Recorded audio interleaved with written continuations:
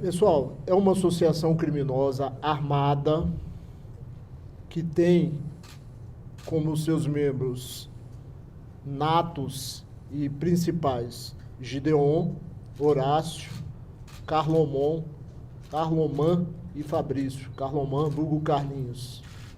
Nessa associação, durante esse período de investigação, surgiram pessoas como o adolescente infrator e também a pessoa do galego.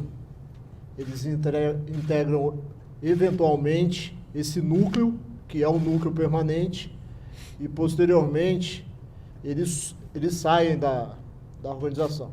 Assim, posteriormente eu explico para vocês. Esse plano desse núcleo, ele estava funcionando, já estava sendo cogitado há aproximadamente 3 meses atrás. O cativeiro, ele foi alugado no dia 24 de outubro e assim eles começaram a planejar suas ações. A execução do plano, ela começa no dia 28 de dezembro, certo? Qual a motivação desses 4? Gideon e Horácio moravam junto com Marcos na chácara. Aquela chácara, pela especulação informal, ela teria o valor de 2 milhões de reais. Eles almejavam ter ela para a posterior comercialização, certo? E qual o plano deles? Eles, ceifando a vida de toda a família, eles teriam a posse do bem, fariam a comercialização e ofeririam cerca de 2 milhões de reais. Nesse combo, nessa intenção, eles também visualizaram que, no período do planejamento, a Cláudia, a esposa do Marcos, ela comercializou em dezembro uma casa no núcleo rural do Bálsamo, onde ela ganhou com essa venda 200 mil reais. A investigação apurou que desses 200 mil reais, 79 mil foram passados em dinheiro vivo para a Cláudia, que estava em companhia do Marcos no momento da transação. Segundo o depoimento da pessoa que participou, ela falou, ele é uma pessoa da minha estrita confiança, certo? Então entrou a chácara, entrou o dinheiro da Cláudia e também entrou um possível dinheiro que as vítimas tivessem em sua conta corrente quando estivessem em cativeiro. Daí, você já tem em posse de vocês, aquele caderno onde as vítimas eram obrigadas a entregar suas contas bancárias, suas senhas e seus cartões. Veja bem, no dia 28 começa a execução do plano. Esse plano começou na chácara, onde Marcos, Renata e Gabriela moravam no local. Eles foram rendidos e Marcos morre ali e as mulheres são colocadas em cativeiro em Planaltina. No dia 4, é a vez da Renata ser constrangida e colocada também no cativeiro em Planaltina. 4 de janeiro, certo? 4 de janeiro. Desculpa. Cláudia e Ana serem colocadas no cativeiro em Planaltina. Então, o cativeiro agora contém Renata e sua mãe, Renata e Gabriela, sua filha, e Cláudia e Ana, sua filha, certo? E lá, essas pessoas são constrangidas a entregar senha, cartões, e posteriormente eu falo sobre o êxito dessa operação de tirar dinheiro. No dia 12, o Tiago é atraído para a chácara e lá também a sua esposa, Elisamar, e seus filhos. Tiago é encaminhado ao cativeiro e Elisamar morta e apareceu na forma que nós a encontramos na cidade de Cristalina junto com seus filhos. Na madrugada do dia 14, são encaminhadas para a cidade de Unaí e lá tiveram sua vida ceifadas, o capítulo que eu vou contar posteriormente, da forma que nós já as encontramos carbonizadas nos seus veículos. Ok, Renato Gabriel, desculpa. Renato Gabriel. Já no dia 15, nós temos o capítulo do Tiago, Cláudia e Ana tiveram suas vidas ceifadas e foram encontradas posteriormente no interior da cisterna. Esse é o cronograma que os investigadores, juntamente com as provas colhidas e também com o interrogatório dos acusados, nós obtivemos. A execução desse plano teve aproximadamente 18 dias, com esse desfecho que nós observamos. Agora eu vou capitular cada uma dessas ações, certo? Nós retornamos lá para o dia 28. O que aconteceu? O que nós apuramos? Todos os quatro, todo o núcleo da investigação, tá? Eles tramaram que chegariam na chácara com o intuito de render o Marcos, a Renata e a Gabriela. Como é que eles fizeram? O Gideon pegou e deu acesso ao Carloman, aí aparece o adolescente infrator nessa ação. Carloman e o adolescente iriam simular um roubo na chácara para levar todo mundo para o cativeiro. Horácio estava no interior da chácara, sabia de tudo isso, em conluio com os demais, ele se fez de vítima. Então, Carloman e o adolescente infrator, de posse de uma arma de fogo, constrangeram as pessoas mediante grave ameaça, colocaram-nas no chão e o Horácio junto, como se fosse vítima, certo? Nesse momento, houve uma reação do Marcos e o Carloman o atingiu com um tiro na nuca. O Marcos ficou ali naquele local já agonizando, eles colocaram as vítimas no interior da residência, as vítimas vivas, que seriam a Renata e a Gabriela. Lá as vendaram, amordaçaram e encaminharam todos ao cativeiro em Planaltina. Inclusive o Marcos, que estava agonizando. Ele foi enrolado em tapetes, colocado no Renault Scenic, que foi apreendido, que é de propriedade do Gideon, e encaminhado ao cárcere lá em Planaltina. O adolescente estava junto com o núcleo. Lá naquele mesmo local, já de noite, o Marcos foi esquartejado pelo núcleo da investigação, mais precisamente por Gideon e Horácio, certo? Tudo isso se deu na cozinha daquele cômodo. Já naquele mesmo local, eles cavam um buraco e o enterram. Posteriormente, vocês viram a gente encontrando aquele corpo lá. Na madrugada daquele dia, o adolescente infrator se desespera com aquela cena, apesar de ser um velho conhecido nosso, ele se desesperou com a crueldade, pulou o muro do cativeiro e saiu correndo.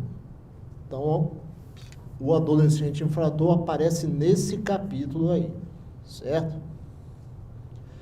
Essas vítimas, posteriormente, nós vamos para a captura da Cláudia e da sua filha. Haja vista que a Renata e a Gabriela já se encontram, passaram o ano novo em poder deles.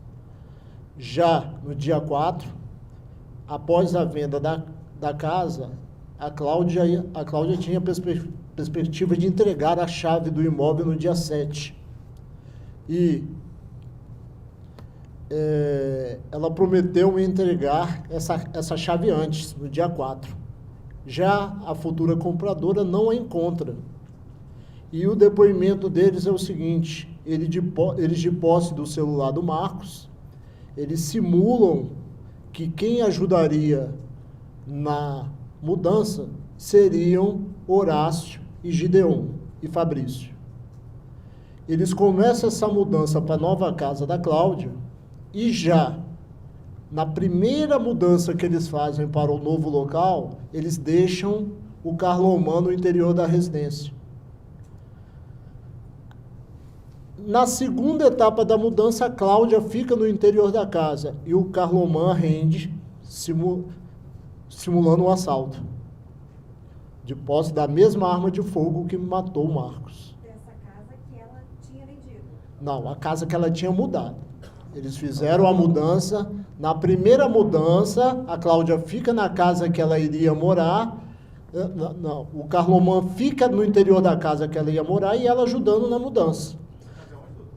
No mesmo núcleo rural, no Bálsamo. Na segunda etapa da mudança, que eles voltam para buscar a terceira etapa, o Carlomã já está dentro da residência e quando a Cláudia entra, ele a rende com o pretexto que estava fugindo da justiça e já está no poder dela. Na terceira etapa da mudança, Horácio e Gideon já voltam com a Ana, de 19 anos.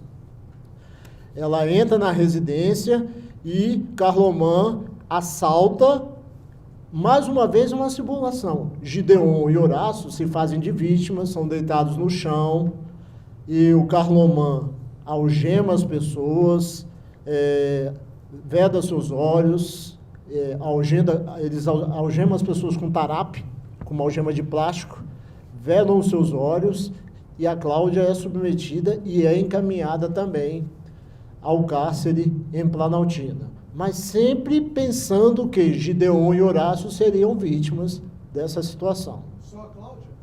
Não, Claudiana são levados ao cativeiro. Então, a partir do dia 4, nós temos no cativeiro Gabriela e Renata num cômodo, Cláudia e Ana em outro cômodo, certo? No dia 12, o Tiago começa a perguntar pelo pai e eles antecipam a situação do Tiago. Eles levam aquele bilhete que vocês tiveram acesso, aquilo ali é uma minuta de uma mensagem, certo? Que eles escreveram para o Tiago, atraindo ele e a Elisamar para a chácara. O Tiago chega no condomínio Entre Lagos, é buscado pelo Horácio, que o leva até a chácara, e o Gideon coloca novamente Carlomã e agora aparece o Galego nessa situação. O adolescente não topou mais ficar na associação. Aparece o Galego nessa situação. Carlomã, junto com o Galego, chegam e rendem o Tiago.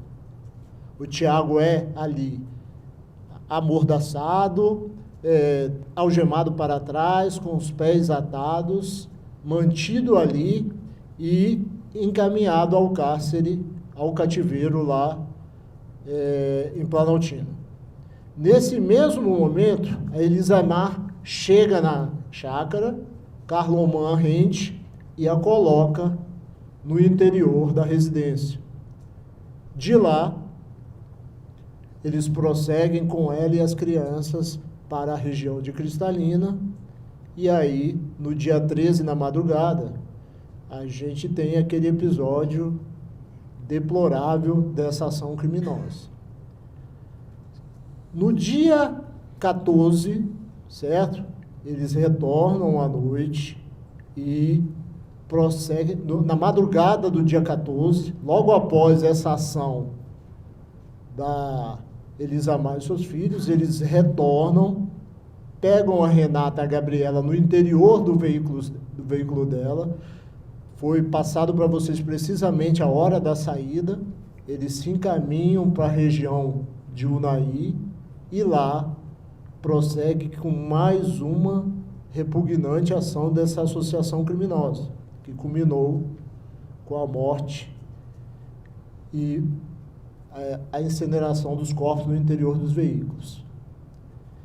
Já eles retornam ao cativeiro, sempre nessas ações de queimar corpos, de matar pessoas fora do DF, estavam presentes Calomã, Horácio e Gideon. O Fabrício ficava cuidando do cativeiro. Nesse dia 14, eles retornam para o cativeiro e lá, Gideon queimado pela ação do fogo, ele se autodenomina como flagrante, ele não poderia participar mais pelo nível das queimaduras, e lá eles vão dar um destino no Tiago, Cláudia e Ana. Essa ação ocorre no dia 15 de domingo. No dia 15. Gideon não participou de forma efetiva, mas eles combinaram entre eles, Horácio e Gideon, o que fariam com as vítimas. Segundo o relato, ele sabia exatamente o local onde esses corpos ficariam. Eles saíram de lá com vida, chegaram na estrada de barro. Primeiramente, o Tiago foi colocado na porta, na porta da casa. As outras duas mulheres foram levadas para a porta da casa e, de lá, com um instrumento cortante, eles deram fim a essas 3 últimas vidas.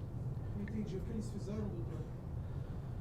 Amigo, eu prefiro não contar o que eles fizeram, mas eles utilizaram um instrumento cortante, certo?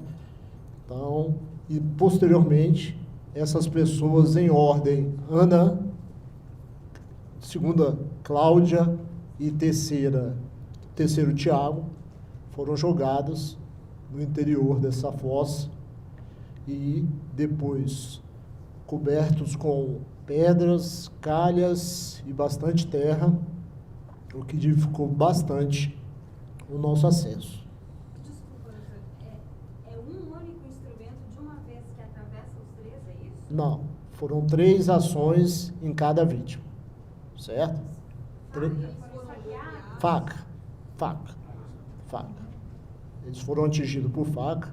Inclusive, se nós fôssemos, não tivéssemos indícios de autoria, nós teríamos uma dificuldade imensa, até porque cada vítima foi morta com padrões diferentes de violência.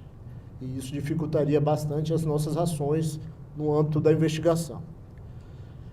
Para cada crime, inicialmente, eu falei para vocês que a gente estava trabalhando com extorsão mediante sequestro com o resultado morte. Mas os fatos foram elucidando e nós temos várias capitulações, várias tipificações para essas condutas que eles praticaram. Pela situação do Marcos, no momento em que ele entra na chácara e rende as pessoas no primeiro crime, lá dentro eles encontraram a quantia de 49.500, que era proveniente da venda da casa da Cláudia, que estava na posse dele. Então, essa conduta aí, ela foi capturada como latrocínio consumado. Nesse capítulo, tinha um adolescente, então também entrou a corrupção de menores. O fato de ter mantido as pessoas lá, no cativeiro, retirado suas senhas, tentado retirar valores, a tipificação ficou com extorsão mediante sequestro, qualificado pelo resultado morte. A Elisamar e os seus filhos, nós não visualizamos nenhuma intenção econômica. Então, essa conduta aí foi tipificada como homicídio qualificado pelo motivo fútil, torpe e pelo meio insidioso empregado, no caso o fogo. também pela destruição dos cadáveres e pela ocultação dos cadáveres. Eles foram indiciados principalmente pela ocultação do cadáver do Marcos e pela destruição do cadáver das pessoas que foram mortas carbonizadas. Bom, o doutor Ricardo já trouxe um panorama aí geral do que aconteceu, né? E a tipificação ficou conforme o doutor Ricardo esclareceu. É uma associação criminosa qualificada, porque ela era destinada já desde o início à prática de crimes considerados hediondos, né? E ela também é uma associação que atuava com o uso de armas, né, de fogo. O Marcos, o crime praticado contra o Marcos foi classificado como latrocínio, né, é o roubo seguido de morte. A ocultação do cadáver, né, também tem um tipo próprio para isso, que é o crime de ocultação de cadáver. A Renata e a Gabriela, nós entendemos que houve ali uma extorsão com restrição de liberdade das vítimas, né? E posteriormente também a morte delas, então tem um tipo também específico para isso. Houve nesse primeiro episódio, né, a corrupção do adolescente e a destruição, né, dos cadáveres da Renata e da Gabriela. Com relação ao episódio envolvendo a Cláudia e a Ana Beatriz, também entendemos no sentido da extorsão, mediante restrição da liberdade das vítimas, e também o resultado morte. No caso dos corpos dela, o crime seria de ocultação de cadáver, né, que tem a mesma pena da destruição. Com relação a Elisamar, o doutor Ricardo também já adiantou, foi homicídio qualificado. Ao que tudo indica, a gente não tem ainda uma resposta da causa-morte, mas ao que tudo indica, seria asfixia, o que também qualificaria o crime. E nós entendemos também que houve, na intenção da morte da Elisamar e das crianças, uma forma de evitar o conhecimento de todos esses crimes que eles já praticaram, o que também qualificaria o crime de homicídio.